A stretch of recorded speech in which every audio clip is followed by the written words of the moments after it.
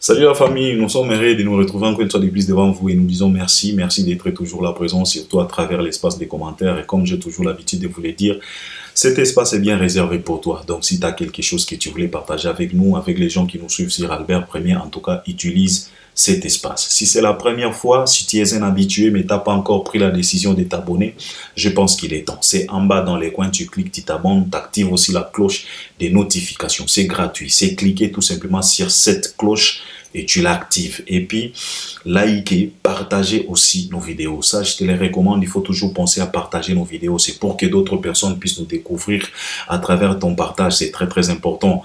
Il faut toujours le faire parce que tout ça on a besoin de ton commentaire à moi barre il y a 10 000 abonnés et pour ça la pena qui toko makasi et puis par après regardez aussi nos vidéos jusqu'à la fin parce que il y a l'introduction, développement et puis conclusion. Donc bah étape misa tunyo soana et ça tellement très très important dans ba émission autosala kana ba analyse autosala. Donc il faut que l'on biso tina suka et je pense qu'après avoir que l'on biso tina suka c'est maintenant que tu vas nous revenir avec un bon commentaire qui va nous aider et nous et les gens qui nous suivent sur Albert Premier. Alors, Tozongi, comme j'ai toujours l'habitude de vous le dire que Sokola Linza l'actualité na musique na biso donc eza volonté na yo parce qu'il y a toujours des marchandises et aujourd'hui tozana conteneur oya sika oyo tozo décortiquer tozo détailler na ba plateau na biso en tout cas marchandises eza et conteneur eza ya nani cette fois-ci eza conteneur ya falite mais fali akozonga kaka na kata conteneur oyo parce que kombo na ye eza tellement important na industrie na biso comme j'ai toujours l'habitude de le dire que na banalise nyonso tosala kana actualité nyonso ya musique ya Congo soki kombo fali eza na katité en tout cas yeba que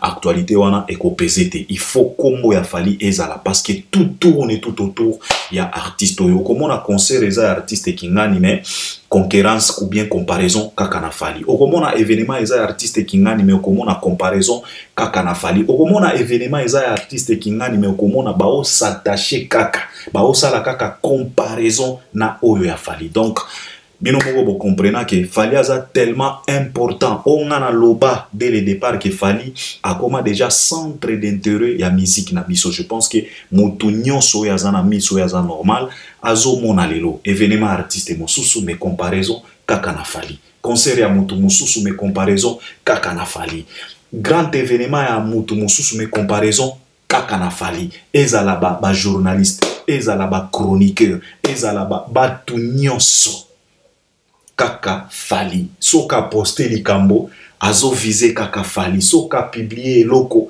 azo viser kaka fali directement ou indirectement. Donc il est tellement important cet artiste dans notre industrie et ce qui prouve sa grandeur aujourd'hui. Alors événement ou bien conteneur ya sika ou bien actualité eza ya Feregola. Feregola azalaki na grand événement, grand concert na Stade des Martyrs. C'était le 24. Aujourd'hui, nous sommes déjà le 27 juin. Donc, c'est déjà le passé. On devrait passer à autre chose, mais binomo boyebi Kongola fonctionnera neti nzinzi. Tozalaka neti ba mouche manzinzi. Boyebi très bien que nzinza tikaka busoto facilement te. Ce qui busoto eza quelque part en tout cas nzinzi okomona ye akofanda wana ata soko ye obengani osali nini soki otourner kaka ledo nzinzi azongi lisusu. Donc Kongola fonctionnera bongo. Place au busoto eza, place au makelele eza, c'est là où tu vas retrouver un Congolais. Alors on est là, c'est Feregola avec son concert. Na sala qui moi analyse la fois passée na yaki kolobela événement on a dans l'ensemble mais je vous avais promis que tokozonga poto ya kolobela quand même ba détail mosusu parce que to moni ke makambo komi belé ba comparaison moko inutile ba to ba komi pep kokosa ba to ba komi ko exagérer ba to ba komi koloba loba biloba loba je ne sais pas comment. Alors on s'est dit ok on doit quand même repasser encore une fois de plus pour nous éclaircir pour nous couper ça pe ba conseil pour nous tali ça pe ba tout pour nous couper ça pe ba idée. En tout cas je pense que bino pe beaucoup accompagner à travers les commentaires. Alors ce qui to bandi na concert à Feregola, Feregola il a joué son concert biso nyonso to monaki plein oyo Feregola a utiko sala. Alors dans les avant-midi, il y avait quand même de l'inquiétude, il y avait quand même des doutes. Les gens se posaient la question parce que na alir makambo banda ko kende on s'est rappelé vite fait dans le concert, il y a Héritier Watanabe, parce qu'il n'y avait pas vraiment de monde, ce qui te comparé dans l'événement à Wingé, dans l'événement à Fali Ipupa, parce que, par exemple, l'événement à Fali Ipupa, c'était autre chose. C'était autre chose, on dirait, on dirait, au moins, réfugié. En tout cas, Fali Ipupa le 29 octobre dans le stade des Martyrs, tout autour du stade, parce que c'était autre chose. En tout cas, et ils ont eu peur, et je pense que c'est la raison pour laquelle il y a précaution, il y a refuser à ce que Batunyo soit dans le stade pour éviter des catastrophes naturelles. Mais avant midi à faire là, ce n'était pas le cas. Il n'y avait pas vraiment beaucoup de mouvements, il n'y avait pas vraiment beaucoup d'amouillement et les gens se posaient beaucoup de questions. Et parce que en direct, on s'est posé 1000 questions, mais au final, à la fin de la journée, comme on a toujours dit que c'est la fin qui justifie les moyens, en tout cas, tout le monde a qui fait là, à ça qui plein, qui pena incroyable, et c'est la raison pour laquelle aujourd'hui, tout est belé, bazaneti, yako sutuka bazaneti, étonné parce qu'il y avait tellement de questions. Et pourquoi il y avait tellement de questions? C'est parce que la fois passée dans le Nabino que c'était un artiste tellement improductif. Il y a musique qui nabiso, na katia industrie nabiso. Dans le Nabino, même Robinho était tellement productif que Ferregola. Même Bina Filé, même Héritier. Bazalaki pena ba productif pour les cafés rigola parce que Héritier a fait quelques concerts, quelques tournées malgré ba tournées forcées, mais il a fait Robinho mémément, Bina Filé mémément. Alors Ferregola, c'était un artiste il s'est respecté tout simplement dans son coin, il ne se produisait pas, il n'y avait pas de sollicitations, il n'y avait pas de contrats. Alors, c'est la raison pour laquelle Batouabanda Kobanga. Et puis album Naya Dynasty et Utaki Kobima, l'album n'a pas marché, l'album n'a pas cartonné, même na Libanda Congo, même na Katia Congo. C'est la raison pour laquelle il y avait tellement de question marks et les gens se posaient la question de savoir est-ce que Ferre Akosala. Mais au final, Asali Yango, Batoubaye. Alors Batoubaye, pourquoi? Parce que question moi s'est posée, comment avant midi, Batoubazala quitté, mais après midi, bout, tout mon stade pour plein. Vous savez, tout ça, la analyse à la chaîne Abisso, mais je pense qu'au jour d'aujourd'hui, l'artiste malgré orgueil na bango, malgré Koboya Kondima, mais au jour d'aujourd'hui, je suis tellement fier il y a que l'artiste basalaka, basalelaka, ba idée autopé ça analyse na biso. Je me rappelle comme si c'était hier quand Fali s'est préparé pour réaliser son concert au stade des Martyrs. Albert Premier na sala qui m'a analyse moko boye nazo lobela makambo ya déplacement. Makambo ya transport pour que Stade des Martyrs étonda facilement. Nalobaki que il faut faciliter la tâche na ba fanatique pour na likambo o ya transport likambo ya déplacement. Place on nalobaki que Fali Ipupa akoki kozwata 40% ya transport à disposition na ba fanatique na pour se déplacer facilement parce que les problèmes ezalaka kozonga ndaku les problèmes ezalaka koya parce que kozonga ndaku tango bouti concert boza tellement ébélé soki boza 6 na quartier na bino bokoki kozonga même makolo petit à petit c'est pas un problème mais koya sikoyo concert ou bien okoki pe mukosala vice versa mais kozonga ekokoma tellement compliqué pour tia en disposition ba bis parce que ekozala catastrophe parce que batu bazo uta na stade baza tellement ébélé mais koya na stade tu peux mettre en disposition quelques bis pour que aya na batu na lobaki nango batu balanda Albert Premier bako se souvenir na likambo oyo alors batu ya Ferre bayoka ki yango basaleli yango c'est la raison pour laquelle bomona ki plein wana malgré que plein et en retard mais babis ezala ki wana pona koyana bagoloa et c'est ce qui a favorisé à l'artiste de pouvoir réaliser ce qu'il vient de réaliser dans Stade des Martyrs. Pourquoi? C'est la raison pour laquelle tozoro banabino ke batu oyo basali ke stade wana etonda ce n'est pas tout simplement les Gaulois. C'est parce que tant oza na quartier quelconque surtout na Kisasa, bisonyos toyebi via Kisasa, ezana ba jeune mosusu po amatata bis, c'est tout un problème. Abetaka na makolo. Transport eza tellement compliqué pour lui, abetaka ba makolo. Ezalaka na bato ebele na Kisasa, ba betaka ba makolo, na batongo wana po akoma musala, aobeta makolo. C'est tellement compliqué pour le transport na ville qui ça. Alors imagine-toi, yo garçon, nano mata kutubiste, mais au moni batiel yo moi bis mo ya monene en disposition.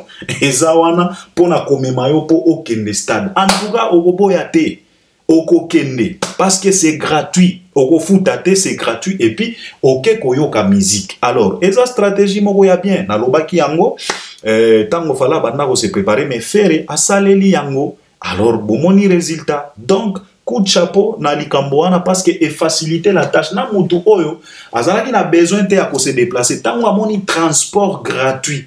Liboso ya ndaku na ye. Akokende, azana choite parce qu'il va se poser la question de savoir, ok, je vais rester à la maison pour faire quoi? Transport ezar, bis ezar, nako kende na stade, et puis nako koma stade, nako beta musique, nako yemba, nako sepela. Donc, vouloir ou pas, ezala warrior, ezala gaulois, ezala fanatique, ya artiste, misusu bomoni na stade wan, akoya. Donc, ezaki pena stratégie moya, makasi, et on dit bravo pour l'artiste, et bomoni ke, ba analyse otosa la kawa, bozo akango kaka na nenge moya mabe, non, biso toza awa, on est des avertis. On est des vrais. Ezate ko ya ko flatter ko sabatu. Non, on est vrai. On est là pour aider les artistes. Ko la musa ba artiste ko talisa bango. Et puis ko pesa pe ba idée. Toza ba réaliste. Na lobaki yango, faire asaleli yango. Bino moko bomoni résultat ya kitoko asali plein naye. Donc pour ça, je les félicite. Alors, ezana likambo mosusu o bato bazoloba parce que tokoloba yango parce que tomoni ke bato bakomi kosala ba comparaison moko boy ba comparer concert ya Ferregola na concert à Fally Ipupa. La fois passée na lobaki na bino ke il y a pas à comparer. Ne cherchez même pas à comparer parce que ceux qui beaucoup mi koya ba comparaison en tout cas beaucoup obligé bato ba ya ko kundola ba busoto mosusu oyo et kosala pena bienté. Toyebi très bien que beaucoup qui jamais ko comparer concert ya Fally na ya Ferre. Pourquoi? Parce que nauti kosala émission awa nazolobela bino makambo ba modero makambo meni. En fait, c'est de ça qu'il s'agit. Ne cherchez pas à mélanger le meni. Non, il faut dissocier. Nauti koloba na bino awa eza na meni ya modero, eza pe na meni ya beda show. Bazalaka na meni mogote. Bazalaka na ba plat mogote. Bako servir bango plat mogote. Omoni, c'est la raison pour laquelle tozo senga na batu botika ba comparaison moko inutile. Ça ne vaut pas la peine de comparer concert OESA quasiment gratuit na concert OESA payant. Impossible. Impossible.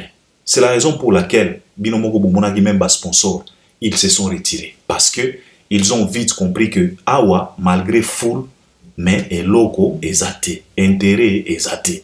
Alors ne cherchez pas à comparer na concert Oyo, ba promoteur bango moko baye.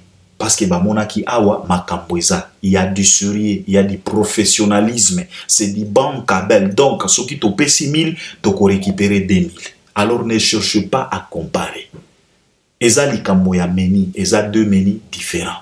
Bisonyos toyebi, pourquoi bato balobi na non Albert, eza gratuité, bato basomba ki babiye non, papa, botika ba makambo na bino wana. Combien de personnes basomba ki babiye? Toloba ki yango déjà dès le départ.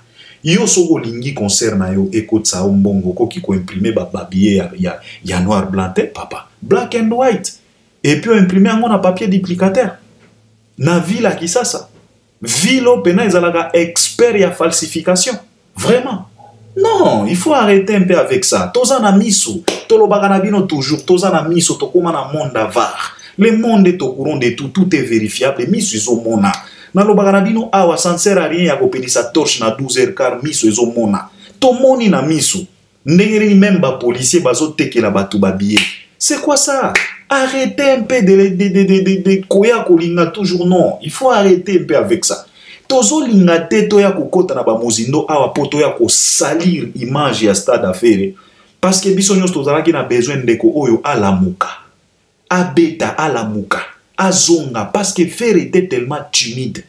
Imaginez-vous même ba inonce bi. Fer a teka pena place na ye lokola Esaou.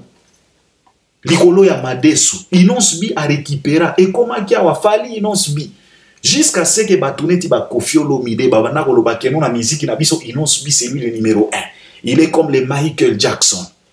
Et pourtant ayebi très bien que Fer a zawana. Tout ça, c'était à cause de quoi? Fer était improductif. Abanda ko betate. Et il a cédé. Et puis après, il n'ose bien comment qui héritier watanabe. Bisonyos toyebi. Alors tout le monde avait besoin à ce que Ferre abeta, yepe comme on a beta parce que Ferre vient de traverser Ferre nous réalise une carrière bipolaire. Tellement de doutes, tellement de confusion, tellement de stress, tellement de manque qui on a. Bino moko bomoni concert. Plein de manque qui on a. Policier a komi kote kabiye na ndengeni. Ba jeune, na loba ki a Albert Premier, na loba ki que ndenge ba sali boye, ba billet en noir blanc, il fallait tout simplement ba somba na ba photocopieuse. Na loba ki yango. Il fallait faire à somba na ba photocopieuse, à somba na ba papier duplicateur. Comme ça ba pesango ba gaulois, ba kende ba multiplier, ba distribuer ba billet parce que dès le départ, on a vite compris que concert Oyo et un concert moko à la congolaise. Et ça concert na ba format o ba jibe ba wera ba beta kala. Ba concert moko gratuit.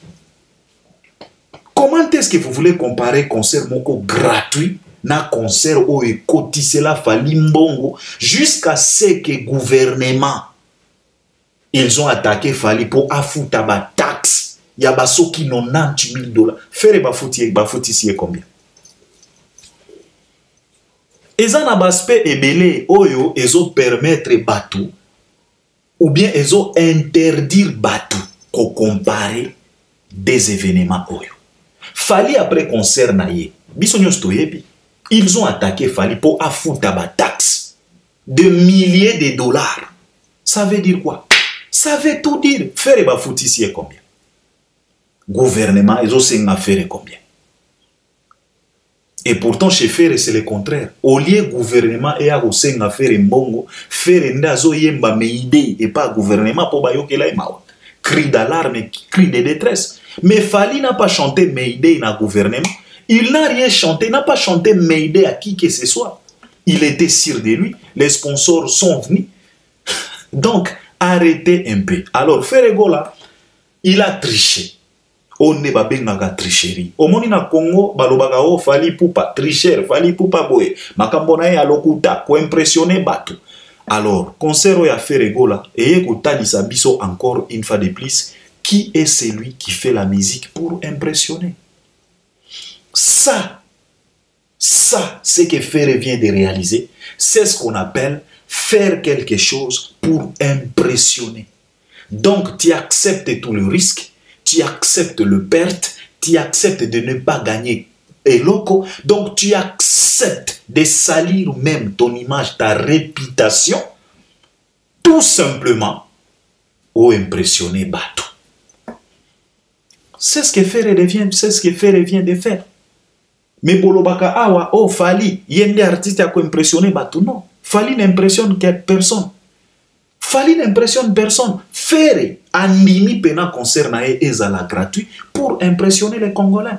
Pour faire voir aux Congolais qu'il y a PAZA. Alors arrêtez de comparer, il n'y a rien à comparer. Alors Ferre vient de tricher et il n'avait pas le choix. Nalobaki na batuke oyo Ferre sali, c'est ça. Et Ferre a illustré les biso mentalité ya bazairwa. Na concert ya Ferregola.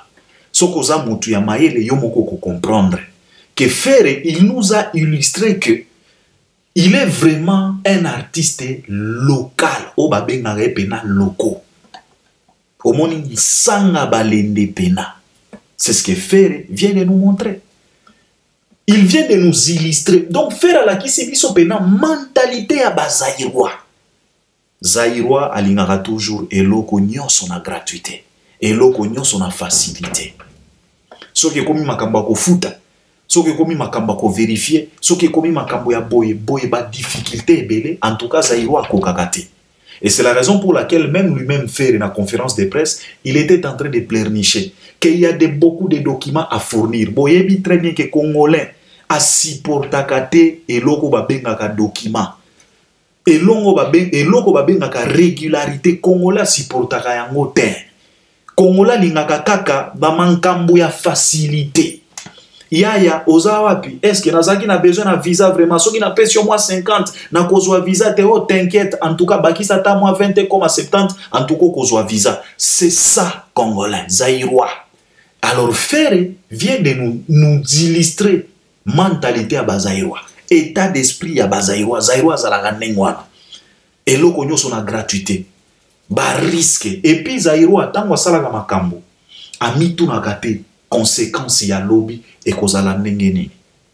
Bato ebele bazoloba ke oh faire omoni faire alakisi ba promoteur ke non aza papa faire amitié moko na risque. Soki bozoye bate congolais to la muka. Tozala quand même maïle, to raisonnaka lokola batu. Qu'on accepte à ce que l'intelligence nous visite un peu, qu'on accepte à ce que la sagesse nous visite un peu. Si vous faites à cause de la pena artiste considéré par les grands producteurs comment, s'il n'arrive même pas à réaliser un concert payant dans son propre pays, dans sa propre capitale, lui qui est un artiste local, s'il n'arrive même pas à organiser un concert payant na Kisasa, est-ce que bino bozo mona te keza sérieux problème? Mais batu bazo betele maboko. Yango na lobaka awa, beaucoup de Congolais apprécient Ferré, mais les Congolais n'aiment pas Ferré. Si vous aimiez vraiment Ferré, bolinga kibo betele maboko te. Moninga kotisi ba million, yo kotisi ma papa na ma papa, mais Congolais beti maboko. Nyonso wana état d'esprit ya zaïrois. Omoni zaïrois zalaka na slogan moko. Slogan moko o zaïrois na zalaka nango. Je pense que beaucoup de zaïrois ba yebi slogan wana. Vous avez besoin de slogan wana. Slogan zaka moko. Tosala oyekoya eya. Wana nde slogan ya zaïrois. Donc toiba oyekoya eya. To tricher oyekoya eya. Tosala makambo mabe oyekoya eya. To piller oyekoya eya. Ya mwana bomona bazaïrois basala pillage na kata Zaïre.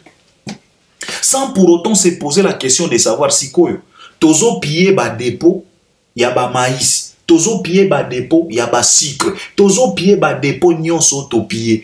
Ba mitu na kate est-ce que lobby e goko mela biso ndenge nini? Wana ne mentalité ya zaïrois. Et Ferré, il est en train de nous exposer ça. Yakola Kisabiso que Ferré, c'est vraiment un vrai zaïrois dans sa tête. Na batu na ye, na batu o bazalaka tout autour. Et puis il y a plusieurs zaïrois o bazalaka na poto o bozomo na bazo réagir que Ferré abeti fali kao. Papa, c'est normal et c'est tellement facile à comprendre bango. Ezande ki zaïrois, esprit zaïrois o ezotumisa bango. Ferré vient de nous montrer ça. C'est tellement honteux et c'est tellement, ça fait pitié de voir un artiste comme Ferré. Il n'est pas capable de gagner de l'argent à travers un concert dans son propre pays. Andimi pena perte pour na ko influencer batu, pour na ko impressionner batu. C'est tellement triste. Et vous voulez comparer cet artiste na Fally Ipupa. Vous êtes des malades. Là où l'autre a gagné des millions, mon sous abimi ma papa. Et vous voulez comparer. Là où l'autre gouvernement est attaqué, qu'il faut affouta. Mais l'autre, yenda komi ko senga siko na gouvernement ba yo kele mawa. Et vous voulez comparer. Vous êtes vraiment des malades. Il faut arrêter un peu avec vos bêtises là. Ça ne sert à rien. Soki bolinganga pena faire bo edeye. Ça c'est la honte. La honte de la République. Un artiste local, il n'arrive pas à réaliser un concert payant dans le stade des martyrs. Il n'arrive pas. Et bozo beta maboko. Et bokanisi producteur akoya pena. Bokanisi pena sponsor akoya. Ce qui est à verbe oyo ba conjugaga ngote et pas ya ba sponsor et pas ya ba producteur. Ou bien mot oyo ba prononcaka te et pas ya ba sponsor et pas ya ba producteur. Et ça la gratuité. En tout cas, ça ne passe pas. Et ça la ne au moni ba sponsor. Likambo ya gratuité ezalaka te na calendrier na bango. Likambo ya gratuité ezalaka te na ba vocabulaire na bango. Ezala ba producteur, ezala ba sponsor. Soki oye kaka na gratuité papa, bako tourner les dos. Et ils ont raison. Parce que bazan a besoin, ba industrie na bango, ba société na bango, ba ONG na bango, kende liboso bazo investir, il faut ba gagner.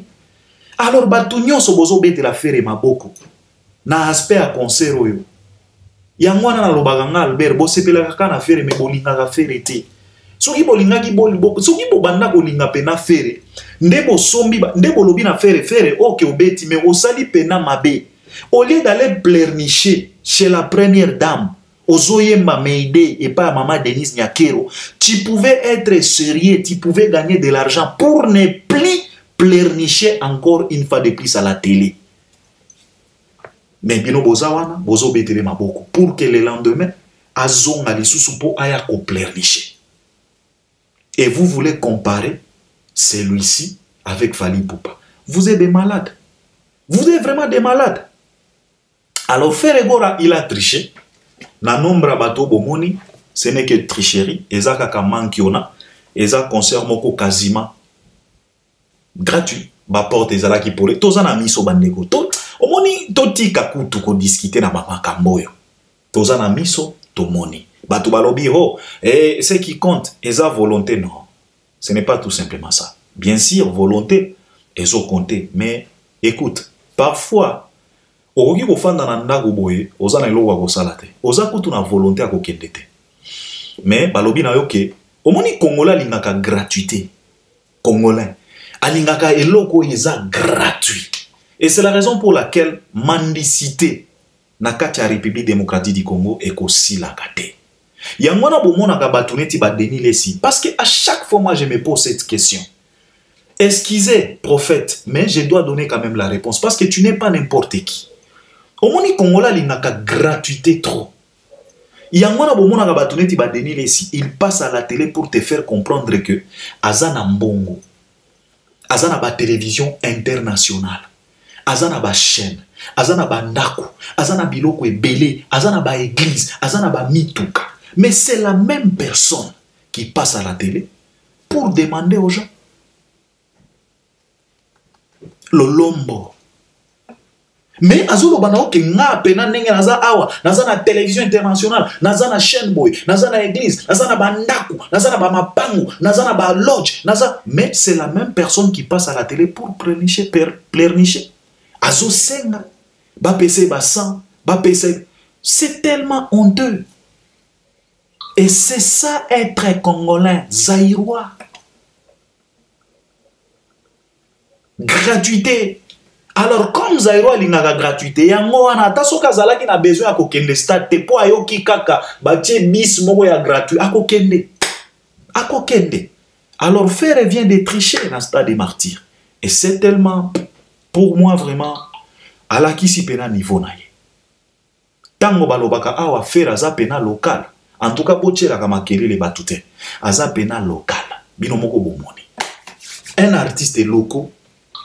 Onde ba organisation oyonde ba niveau na ye otouti komona na stade des martyrs jusqu'à ce que billetterie et komi ko uta na poche ya policier. C'est tellement grave ça et bato bazo beta maboko que faire à réussir. Toya l'aspect mosusu aspect à sécurité. Aspect à sécurité awa na linga kina développer en ndenge mosusu. Vous savez sécurité pe ou bien façon ya ko sécuriser moto et la qui s'akape biso grandeur à moto. Ça il faut le savoir. Parce que batu nyonso na mokili ba sécuriser ka bango ndenge moko te. Ça dépend na level. Otobenga ka protocole. Mutu nyonso na mokili oyo ba salela ka protocole ndenge moko te. Ata soko tali na église, ata soko tali na makambo ya kibonzambe, même soko pardon soko na makambo ya mokili. Sécurité ezalaka ndenge moko te. Et puis ebanda na lola. Parce que na lola bazolo bana biso que na trône na Nzambe tout autour. Ezalaka na 4 êtres vivants. Oyo bazama data. Après les 4 êtres vivants, ezalaka na 24 vieillards oyo bazalaka tout autour ya Nzambe po okoma na trône wana. Après ba 24 vieillards ezana ba ange ba Michael ange ya armée Donc poko takuna parce que balobi na nzambe afandaka na lié o eza tellement 3 fois saint. Donc sainteté na degré moko ya suka. Il faut ta la sécurité o ezalaka wana. Ba ange Gabriel wana ba envoyé en nzambe. Baza wana yana ba ange mosusu, donc ba bataillon ya ba ange poko mana trône ya nzambe papa. Il faut pika. Il faut zala pena mobali. Donc la sécurité aussi nous montre la valeur, la grandeur de quelqu'un. Alors, ce qui pour mon sécurité au bâti faire dans stade martyr, est-ce que ça nous montre que Ferré est grand? Vous savez, tout ça là analyse bien. Ce qui vous appelle Congolais à Mayele, Okoyoka Passi pour la Ferré. Parce que Ferré vient d'être ridiculisé dans son propre pays. Ferré vient d'être insulté dans sa propre capitale. Imaginez-vous un Mexicain comme Ferré Gola, Oba Congolais Balobaka Ferré ça grand. Mais la sécurité a négligé l'événement de celui-ci jusqu'à niveau Oyo. Et puis vous allez passer à la télé pour crier que Ferré est grand. Papa, sécurité peut éprouver Batu, grandeur à moto. So comme on pena sécurité à mboka na yo, bazo kipe yo ten papa, lela, c'est que oza pena ma papa, c'est que il n'y a pas de considération. On vient d'insulter Ferré. Ba général Kasongwana faire na conférence de presse à banda koloba na biso ki tokozala na 2000 policiers. Bande konanga. Bomoni 2000 policiers. Et ceux qui 2000 policiers zala ki wana. Ba sali nini pona faire. Est-ce que ba la kisi pena ke faire aza moto moko boy ba zwaka na considération? Jamais. Mutu oyo même na police, même na sécurité ya mboka, et la kisi ki aza ma papa. Ils n'ont rien à donc bazana eloko moko te à s'inquiéter. C'est comme si petit moko boya banda ko beta na stade, c'est comme si bébé chanda banda ko beta na stade wana, donc sans problème, sans inquiétude. Et vous trouvez ça normal? Et bolingi bo comparer siko na fali. Oyo sécurité batiela fali na stade de martyr. Jusqu'à ce que les policiers ba boyela batu ba kota batu batika libana na ba biye na bango bino moko bozo monate. Tout ça l'analyse bien. Congolais tous ont la facilité à comprendre ma campo. Ça ne devrait pas nous faire du bien. On lui a félicité tout simplement parce qu'il a promis, il a fait. Mais awatokomi kokota sikoyo na mozindo. C'est tellement triste. Les Congolais n'aiment pas Ferré. Ba Congolais ba outi ko saboter Ferré. On les a réussi te za sabotage dans la totalité. Ferré a besoin de l'argent. Bandeko Ferré a pleuré na conférence de presse na il a pleuré. Il a pleuré, il a chanté Mayday chez le président de la République. Mais tala, gratuité na gratuité. Si koyo, kosenga, kolela la kabatu, di mo kolonini, boza ba artiste.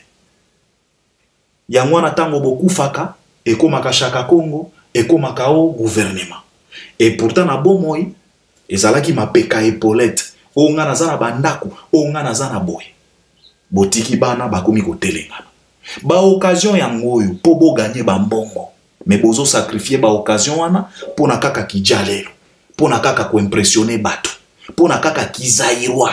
To sala o ekoya eya. Et puis à la fin de la journée, ekomi ko yembela ka bato ba Mayday na ba conférence de presse. O mama Denise Nyakero pasi. Bomoni binomoko, sécurité et dakabisope ko comprendre grandeur à moto. Tala fali pour pas sécurité au bauchi ko salelae na Congo Brazza. Fali pour pas fanda na Brazza ta, fali pour pas zalaka na Kisasa. Mais tala sikoyo sécurité ya Fally na sécurité ya Roga Roga. Mwana mboka. Normalement, ça devrait leur choquer.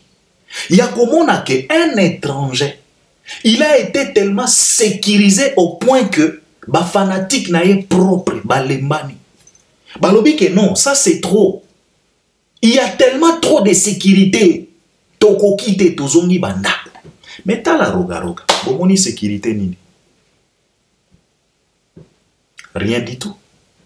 Donc, un grand restera toujours un grand. Et il n'y a pas à comparer. Et c'est seulement les grands qui sont tellement sécurisés. Et en moi, tango dab, basalaki makambo ya sécurité, qu'il y avait tellement de sécurité. Dans salaki émission na zolo ba que pour nanga Albert Premier sécurité wana ezalaki point positif d'une manière d'une autre. Parce que ça nous a prouvé beaucoup de choses que les Brazzavillois, bazana considération ya makasi pour na Fally. Il devrait être sécurisé parce qu'il n'est pas le moindre. C'est vraiment un grand homme, un grand artiste. Alors, sécurité, il fallait ezala au top. Jusqu'à ce que sécurité devrait fatiguer même ses propres fanatiques. Là où Demer Nyangi se plaignait en disant que même la grande sœur de Fally, Nalobaki, que effectivement, esa positivité, ce n'est pas parce que tu es Tina Ipupa qu'on doit laisser faire. Non. Fally, ce n'est pas n'importe qui. Et Boyebi très bien. Fala embela ba Sassou banzembo ba Claudia Sassou. Imaginez sikoyo, soki likambo mabe e kwelela ki Fally na Congo Brazza. Claudia Sassou alinga ki expliquer nini ba Congolais. Na nzembo ba embela e 1 minute. Na banzembo fala embela bango ba anisa wana. Il pouvait expliquer quoi aux Congolais? C'est la raison pour laquelle sécurité et zalaki au rendez-vous.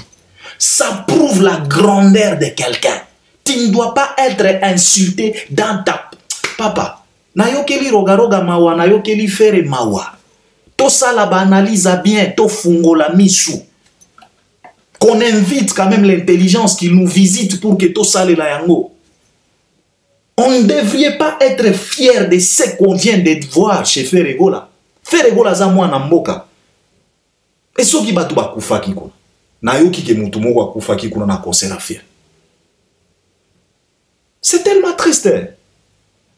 Ça nous montre la grandeur de Fally. Tout le monde a qui sécurité, même na Angola. Ça prouve la grandeur.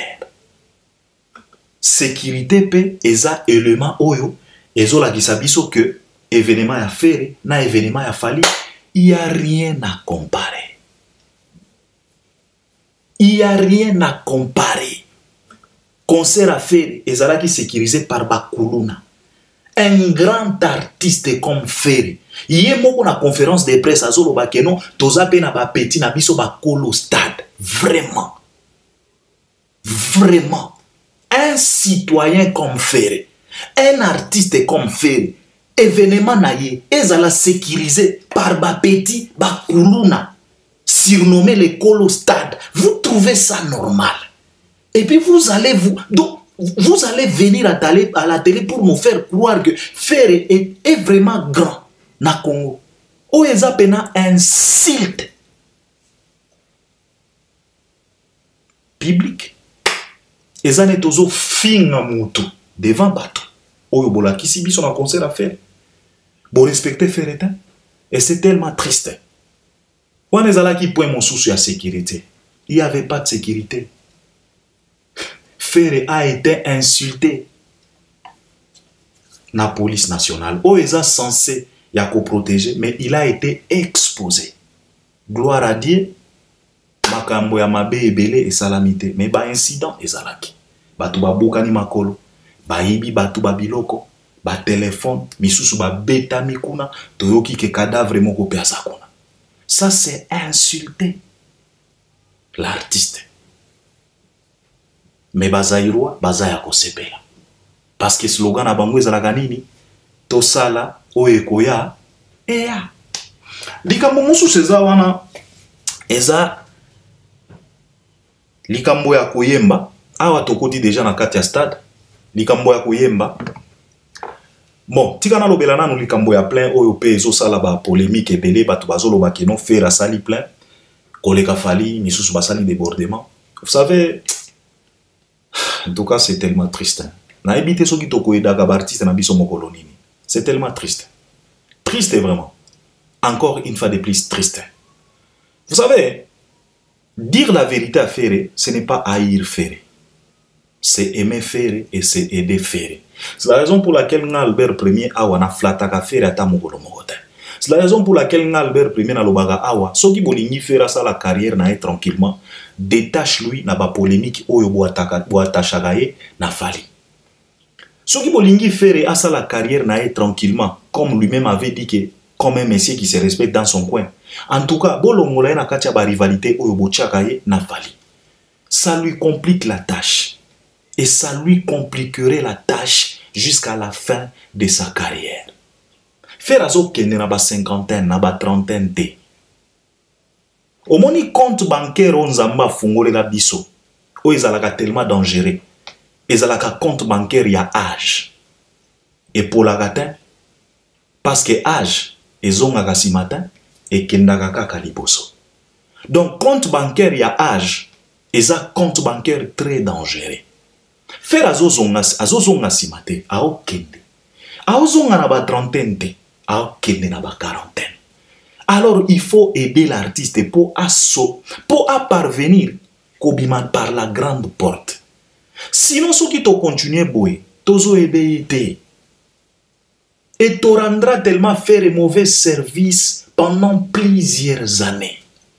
On lui a intoxiqué. Totia voile pena na miso affaire. Abanda komona clarté. Mais tozo continue kaka. Et je pense que concert oya Stade Martyrs et kozala lisusu distraction ya monene pona artiste. Ce qui va continuer bongo. Au lieu ezala une révélation pour lui.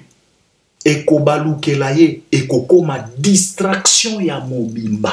Ce qui botali bien te. Omoni na makambo a plein. Tozalaka na mpiaka, tozalaka na plein, tozalaka na plein à craquer, tozalaka na débordement. C'est simple à comprendre. Pona batu oyo bazolinga baloba keno, faire sali plein koleka fali. C'est simple à comprendre. Na yokaki Joe Vincent Chiluizi na émission oti kosala lobi ke non, batu batika, omoni batu oyo bazalaki na terrain, soko zui bango, ofandisi bango na ba place vide. Oezalaki sima podium na aile droite na aile gauche, en tout cas stade de Kotonda. C'est bien de le dire. Mais non, je pose la même question. Na yo mutozo la nanga. Vaut mieux que au concert à faire place ezalaki. Si il s'agissait ya ko déplacer bateau, balinga ki bazwa bisika ya kofanda. Mais je vous pose maintenant la question de savoir. Chefali Ipupa. Soki urgence moko eyaki po ba déplacer bateau. Balinga ki ba fandisa bango wapi.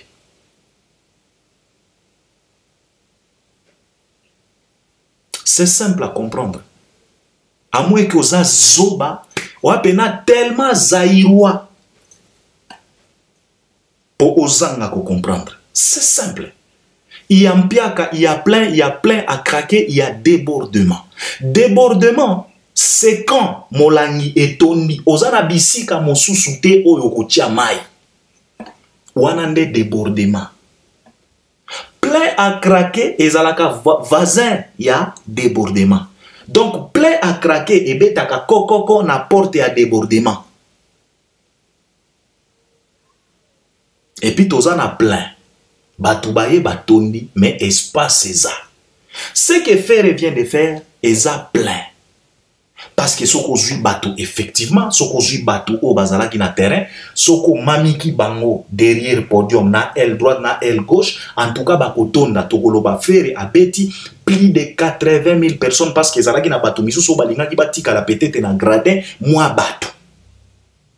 Mais eza débordement te, eza plein à craquer te. Mais si ko yo ngana tunibino, ndenge Vincent lobaki keno batu wana soko zui bango, vaut mieux kutu chez Ferré, tozalaki na espace ya kotia batu. Si il s'agissait à déplacer bateau, ceux qui balobaki que non, tolingi bateau liso son gradin donc bateau bazala qui na concert à faire, il y avait moyen de les déplacer pour batia bango sima ya podium na aile gauche na aile. Si ko on a tout bino na concert à fali. Soki urgence wana eyaki ya kolobana bato ke no bozwa bato bazana gradin botia bango bisika mosusu bolingaki botia bango wapi. C'est simple à comprendre que fali asala ki débordement fere atikala ko sala débordement te. Amoko za la zoba pour comprendre ngote. Biso Albert premier tozaba averti. S'il s'agit à analyse to beta kango tellement fort. Bino moko bo comprendre différence. Fere azalaki na bisika ya kotia bato, mais fali azalaki na bisika te ya kotia bato. Soki basenga ki na fali bato bazana gradin to lingi bango lisusu na gradin ten, bolukela bango espace, bolingaki botia bango wapi. Mais soki toye na concert à faire, soki balobi na faire to lingi bato lisusu na gradin ten, bazalaki na bisika kofanda. Donc ce n'était pas débordement. Arrêtez de dire que fait la sali débordement. Et plus pire encore chez Fally Ipupa, malgré tout ça, il y avait encore Bato Bazaki Libanda. Tous un système ava, bola ki sabiso, ba vidéo oyo, ezola ki sabiso que non, na concert à faire, Bato Batika Libanda po bazangi accès ya kokota stade. Ba vidéo wana ezata, ba porte ezala ki polele. Donc si faire était fort que ça, Nalinga a bouka stade wana, mais malgré tout ça, il n'a pas fait les plaques à craquer, il n'a pas fait les débordements. Imaginez-vous ce qu'il fallait à ça qui concerne le stade des martyrs, 100% gratuit, sécurité exacte. Alors qu'on arrête un peu, baer mosusu, bozo lingaka ba discussion moko boezanga tina. Qu'on arrête un peu avec ça. Qu'on arrête, il n'y a pas à comparer. Wana eza likambo ya plein. Soko za maelo comprendre onga na lobby. Likambo mosusu eza likambo ya prestation en général ya fait regola. Tozala kiawa Fally faux chanteur, Fally musicien à playback, Fally musicien ya studio. Pardon, et la plupart ya bato balobaka ke Fally musicien studio. Soko tuni bango, qu'est-ce que cela veut dire musicien studio? Je pense qu'à cause de la du mal, la difficulté, il y a qu'à expliquer qu'est-ce que cela veut dire musicien et studio. Tous les musiciens du monde vont passer dans le studio pour enregistrer. Qui veut dire tout simplement, musicien nyonso ya mokili, azalaka musicien en studio. À moins que au côté studio te. Mais ce côté studio, en tout cas, aux musiciens ya studio. Parce que les albums s'enregistrent toujours dans le studio. Alors, le problème c'est quoi? Le problème c'est la reproduction de ce qui est enregistré dans Katia Studio. Alors je vous pose la question de savoir, entre Fally et Ferré, qui reproduit à 90% bas son oyo ba enregistré dans Katia Studio? La réponse est claire, c'est Fally Ipupa. Et c'est la raison pour laquelle, au jour d'aujourd'hui, les Congolais et les Zaïrois ont du mal à croire dans la reproduction oyo, ba artistes et musiciens oyo ba accompagner ka Fally bazo reproduire à travers ba instrument na bango. Et pour reproduire la musique enregistrée na Katia Studio, il faut avoir aussi les instruments. C'est la raison pour laquelle Fally Ipupa il achète des instruments pour faciliter les tâches, il y a pour reproduire n'infis qu'à 90% oyo enregistré qui na Katia Studio. Et yangoana bato ebele bakomi koloba Fally akomi kobeta semi live, Fally beta ka lisusu live te, Fally akomi kobeta ba playback, Fally parce que tango flank kapa ya zo beta eloko wana yo zo kanisa keno oyo playback te, eza instrument oyo ezo faciliter la reproduction. Alex Chou synthétiseur na ye wana eza mini studio. Donc, ils ont la facilité à reproduire son à 90% que oyo ya studio. Tango botala gaba concert à Fally, bomona Alex Chou azobeta te, azobeta clavier. Bomona Ardoma drum azobeta drum te, abeta ka drum. Bomona ka deba forma obeta guitare te, abeta ka yango. Mais c'est la cohésion et les instruments riches au bazanango. C'est comme ça un artiste. Quand la musique ezope sombongo, somba ba instrument. Luka ba expert. Luka ba grand musicien. Pesa bango temps, cohésion ezala, mariage. Nakala tobanda koloba BCBG, machine à musique. Pourquoi? Parce que babanda ko reproduire musique. Au côté na concert à JB, en tout cas yoki drum, yoki guitare, olobi en tout cas awa studio. Pona nini tobanda koloba te ke JB Mpiana za artiste à studio. Pona nini tobanda koloba te ke JB Mpiana asala ka playback. Parce qu'à un certain temps tobanda koloba ke BCBG machine à musique. Mais aujourd'hui c'est les artistes qui accompagnent Fally Tobenga typiquement est victime. Bangonde ba koma ba machine à musique. Parce que bazo reproduire. Alors, ceux qui tozongi na stade affaire egola. Vous nous avez fatigués ici na makamba koyemba, ofera koyemba, soki ndenge nini. Mes chers frères et sœurs, Gaulois, Gauloises, gladiateurs, vous les journalistes, vous les gens qui sont toujours là tout autour de cet artiste, prétendant que vous êtes en train d'aider cet artiste. Bo aider pena, soki bolinga faire. Ce n'est pas comme ça que vous allez aider faire. Vous savez, dans mon kilo, j'ai toujours dit, Albert Ier, Dieu résiste les orgueils. Au moni orgueil, tous un exemple à Malamu, Lucifer, azalaki ange. Oya banda ko Anthony, louange, nakachalola. Lucifer, oyo lelo tozo benga diable. Azwa shit, lelo akoma Satan, soki balobi na o dessiné biso Satan et komi maseke et komi mukila. Et pourtant azalaki ange, l'étoile du matin, ange. Lucifer, il y a la lumière dans Lucifer. Mais le loyo a comme un diable, caractérisé par l'obscurité. Pourquoi? L'orgueil. Au monifère bobomaye kala na orgueil. Alors Dieu résiste les orgueils. Tala ndenge nzambe a résisté faire na stade de martyr. À cause y a orgueil. Que lui il chante tellement mieux. Papa, il y a la différence entre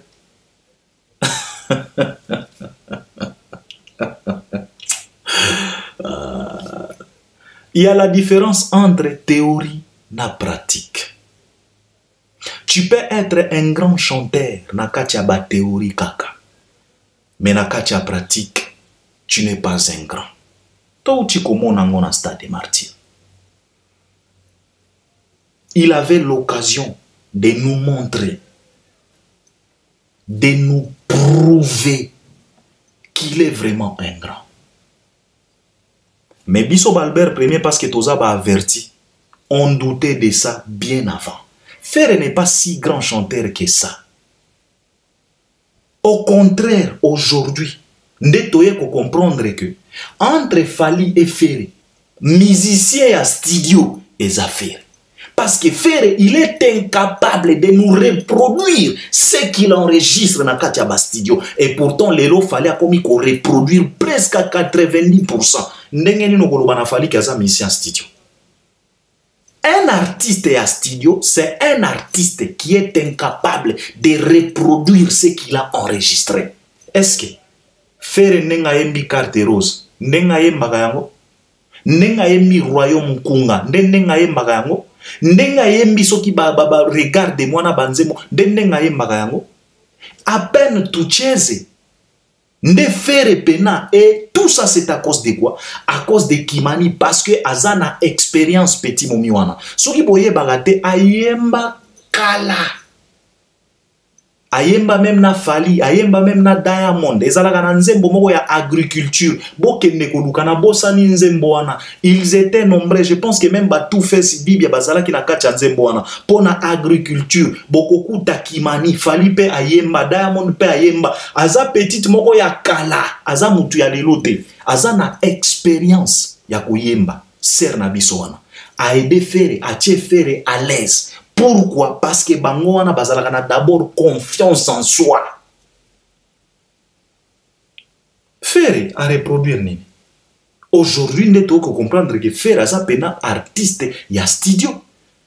Artiste ya di studio, c'est celui-là qui est incapable de reproduire ce qu'il a enregistré. Mais Fali lelo a comme qu'on reproduire à 90% ce qu'il a enregistré. Ce qu'il fallait zo beta amore awa okokanisa CD. Et pourtant zoyemba. Et pourtant artiste ne ba zo beta. Okobenga émission en studio nini. Cela veut dire ce qu'il a enregistré, il est capable de reproduire ça na katia live. Yo zo benga artiste en studio. Arrêtez, arrêtez, arrêtez, arrêtez. Arrêtez, arrêtez. Arrêtez. Ferré wana. Pema na pema, souffle. Grand chanteur. Yo mona grand chanteur a se soufflé na première nzembo. Vaut mieux écouter héritier na troisième nzembo neto yo kaka voix na ekomi kozika. Mais faire na première nzembo royaume kunga. O esenga kakutu komatate.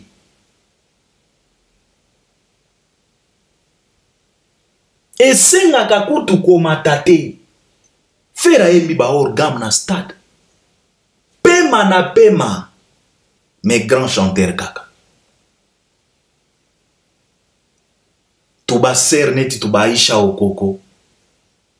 Fera koyemba. Fera koyemba. Zoba pena. Omona pena mutema mabe. Ekomisa mutu pena zoba. Biso kala to banda kolanda Okoko wana. Na banda komona ka ser moko boye mayele pena. Kamwa ser moko memetala lelo yo. Ma papa. Donc intelligence est kota morgue kala.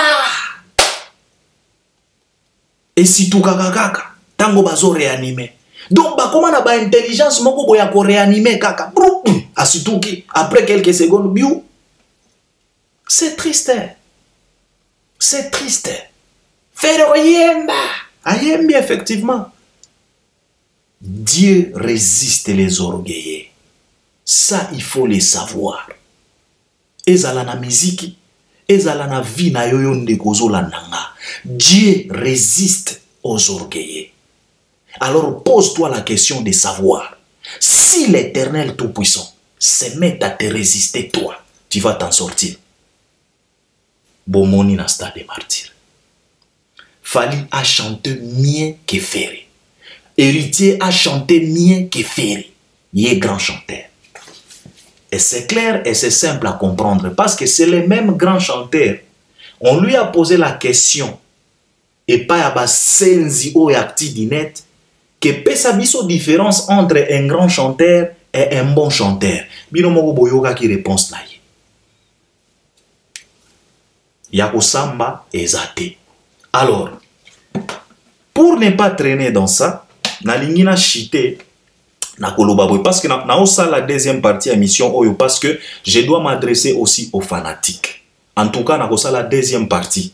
Na osa la kasiko soki na silisi première partie au malamoko je vais enregistrer deuxième partie parce que j'ai des choses à parler aux Warriors et aux Gaulois.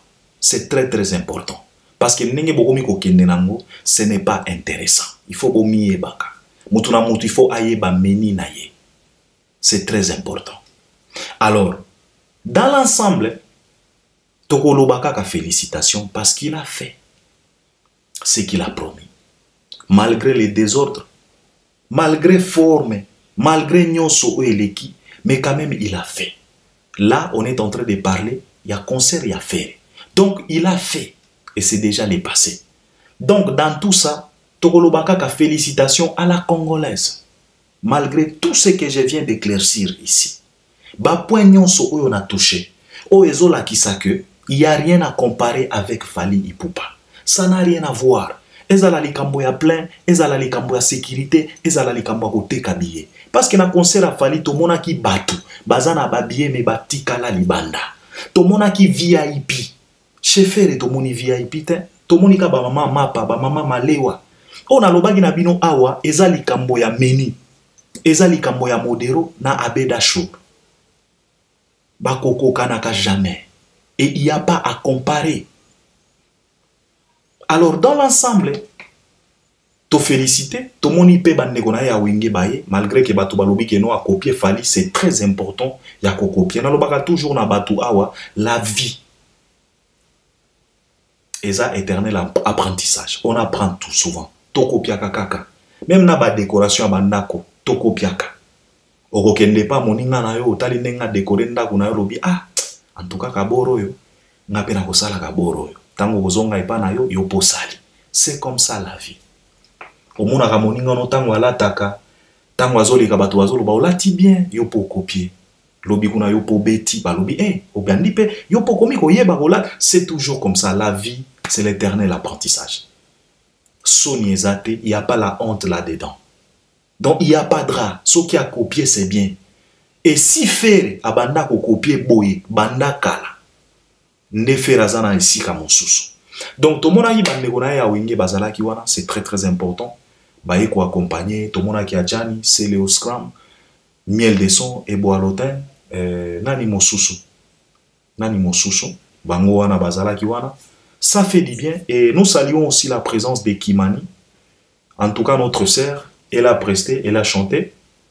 Malgré Teni, Batubazo Lobela Teni, mais non, il faut comprendre que Bakimani, Bazana ba niveau Mosusu, Bayebi Komiteka, Bayebi ko faire parler les gens, parce que Ayeba qui très bien que Bagolobelaye. Et puis Bagolobelaye kaka na Congote, Bagolobelaye même na Kenya.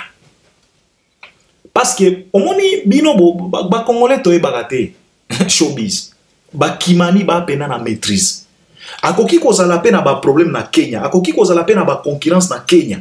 Ba Kenya peut-être azalaki ya kosila kaka Teni o abetaki asali yango exprès po ba lobelaye même na Kenya et puis bokomona ba ko lobelaye et komatisa encore une fois de plus. Donc bango baza pena ba expert na makambo wana ba ser wana finga ye soko lingi finga ye nengo lingi, elle s'en fout nengo mona ka bango wana. Donc en tout cas nous les félicitons.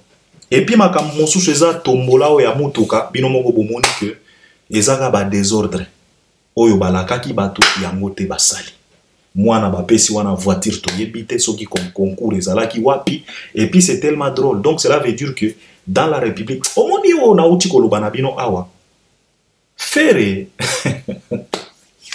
donc ça veut dire que parmi ba Gaulois oyo bazalaka na Kisasa ezana Gaulois moko te oya yebi ko yemba vraiment banzembo afere koleka mwana wana ya braza. Vous êtes vraiment sûr? Ça c'est insulter les gens. Ça c'est insulter les gens. Ezaneti lelo bo efala lobi ke nona Kisasa tozana mwa tombola ba warrior ba yemba banzembo nanga. Et puis ba warrior ba lembani po ba kende kopesa mutuka mutu moko ya Gabo. Ke yenda yembi fali koleka. Est-ce que vous trouvez ça normal? C'est tellement triste. Yango nazolo ba awa, botika ba comparaison. Botika ba comparaison oyo. En tout cas, to féliciter kaka. Oyo tomoni, faire la kisibiso niveau naye. Nalobi na bino awa, faire c'est un artiste local. C'est la raison pour laquelle concert naye et que na format ya localité. Et que na format ya gratuité, et que na format ya wenge. Et que na format ya kizaïwa. To sala Oyekoya Ea. Je pense que je dois m'arrêter par là. Mbalamoko na enregistré deuxième partie et je pense que Binope Ogocha ba commentaire na bino. Donc pour conclure, concert Oya Feregola, toza na miso, tomoni, toza ba averti, toza penavara, il n'y a rien à comparer na concert ya Fali. Fere asali na lolenge na ye, Fali pe asala ki na ba niveau na ye. Na lobi na bino awa ezali kambo ya meni. Modelo azalaka na meni nae, abeda shurpe azalaka na meni nae. Ezali kambo ya choix. Ezali kambo pe ya habitude. Soki oza zairwa, oza habitué na gratuité, yeba que eza pe na ba congolais misusu baza averti lokola ba Fali, batikala kozala habitué na gratuité parce que bayebi oyango fallait asemokaka mingi na ba artiste congolais kolobaki ebele bazawana baoleisa miziki mais nga na leisaka miziki te miziki nde ezoleisa ngai. Alors c'est tellement strictement interdit ya ko comparer artiste oyo azoleisa miziki na oyo miziki ezoleisa ye.